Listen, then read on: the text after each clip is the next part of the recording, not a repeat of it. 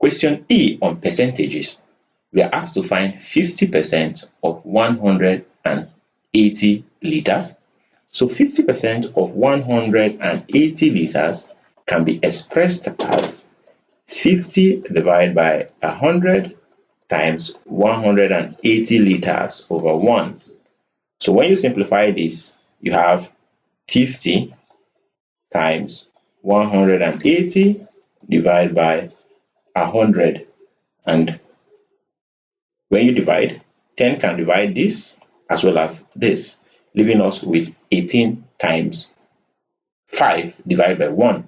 So this is going to be 18 times 5. 8 times 5 is 40. You write down 0 and carry 4. 5 times 1 is 5 plus 4 is 9. So we are left with 90. What is the quantity? Liters. So this is said to be 90 liters. So what that means is that 50% of 180 liters is said to be 90 liters. Kindly like my videos as you watch.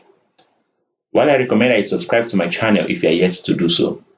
Also turn on the notification bell so as to be notified whenever a new video is being uploaded.